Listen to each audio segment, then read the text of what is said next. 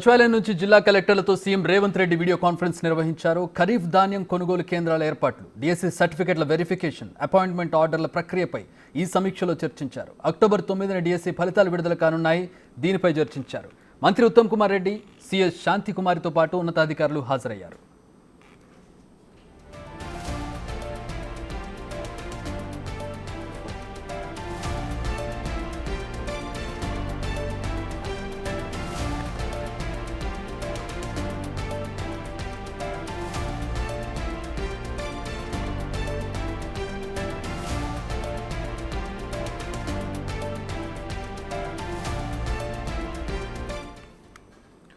Deputy bureau chief Sadiq అందించడానికి మరిన్ని వివరాలతో సిద్ధంగా ఉన్నారు. సాదిక్.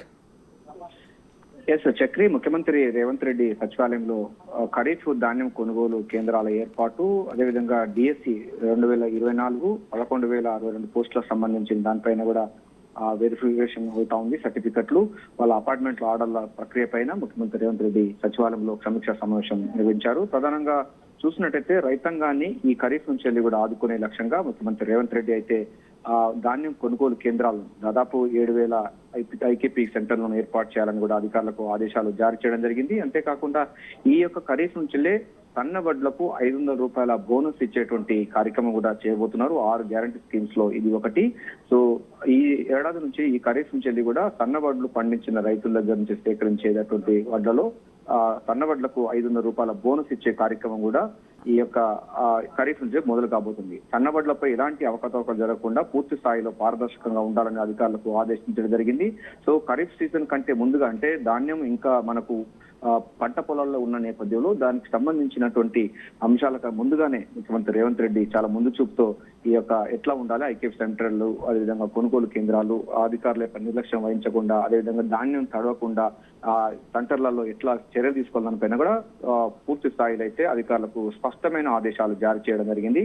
ధాన్యం కొనుగోలు కేంద్రాల దగ్గర అధికారుల ఇన్వాల్వ్మెంట్ ఉండాలి. ప్రతిరోజు 2 గంటల పాటుగా ధాన్యం కొనుగోలు పై సమీక్ష జరపాలని కూడా కలెక్టర్లకు స్పష్టమైన ఆదేశాలు జారీ చేశారు. సో రైతాంగం సంబంధించినటువంటి వ్యవస్థలో ముఖ్యమంత్రి రేవంత్ రెడ్డి సర్కార్ పూర్తి స్థాయిలో భరోసా ఇస్తోంది.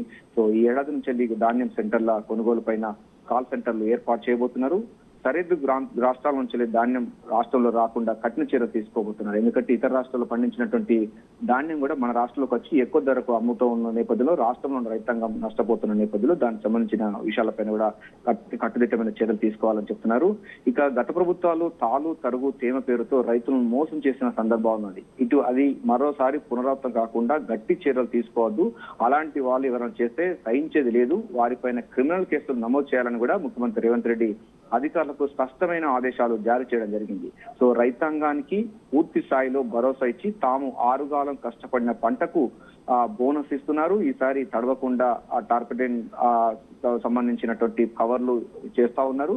సో దీంతో పాటుగా ఐకేపీ సెంటర్లు సంబంధించినవి కూడా ఇంకో పెంచబోతున్నారు. సో వాతావరణ శాఖ నుండి వచ్చే సూచనల ప్రకారంగా ఐకేపీ సెంటర్ దగ్గర వర్షం తడవకుండా ఉండే విధంగా, వర్షానికి ధాన్యం తడవకుండా ఉండే విధంగా పకడ్బందీ చర్యలు తీసుకోవాలని కూడా ముఖ్యమంత్రి రేవంత్ రెడ్డి అధికారులకు ఆదేశాలు జారీ చేయడం అన్నది ఇది పెద్ద అచీవ్మెంట్ అని చెప్పొచ్చు. గత ప్రభుత్వాలు రైతాంగాన్ని పూర్తిగా గాలికి వదిలేసిన సందర్భాలు ఉన్నాయి. తడిసే ధాన్యం ఈసారి ఒక్క గింజ కూడా తడవకుండా ఉండే విధంగా ప్లాన్ చేయాలని కూడా అధికారులకు ఆదేశాలు జారీ చేశారు. ఇక మరో అంశం పైన కూడా ముఖ్యమంత్రి రేవంత్ రెడ్డి డిఎస్సి ఎంపికైన అభ్యర్థుల సర్టిఫికేషన్ వెరిఫికేషన్ జరుగుతా ఉంది. ఈ 5వ తేదీలోగా పూర్తి చేయాలి సర్టిఫికేషన్ వెరిఫికేషన్. ఒక పోస్టుకు 2 చొప్పున 1:2 నిష్పత్తిలో ఒక సర్టిఫికేట్ వెరిఫికేషన్ జరుగుతా ఉంది. రాష్ట్రంలో 2,45,000 మంది ఈ యొక్క డిఎస్సి రాశారు. సో చాలా మంది క్వాలిఫై అయ్యారు. సో 11,062 పోస్టులకు గాను ఈ యొక్క భర్తీ కొనసాగుతుంది. దసరాకు పండుగ రోజు ముఖ్యమంత్రి రేవంత్ రెడ్డి డిఎస్సి నియామకాలు పూర్తి చేసి వారికి నియామక పత్రాలు ఈ నెల 9వ తారీఖు రోజు ఇవ్వాలని నిర్దేశించారు. సో దానికి సంబంధించినటువంటి సర్టిఫికేషన్ వెరిఫికేషన్ కార్యక్రమం ఏ విధంగా జరుగుతా ఉంది, సో ఎట్లా జరుగుతుంది, దాని తీరుతెన్నులపైన కూడా అధికారులకు అడిగి తెలుసుకున్నారు. ఎందుకంటే ముఖ్యమంత్రి రేవంత్ రెడ్డి శాఖ వద్దనే ఈ విద్యాశాఖ ఉన్న నేపథ్యంలో సో తన శాఖ సంబంధించిన పకడ్బందీ ప్లాన్ చేస్తా ఉన్నారు. సో వ్యవసాయము, మరో విధంగా విద్య, ఈ 2 అంశాలపైన ముఖ్యమంత్రి రేవంత్ రెడ్డి అయితే సమీక్ష సమావేశంలో చాలా కీలకమైన నిర్ణయాలు తీసుకున్నారు. చెప్పి all right, thanks for the update Sadiq.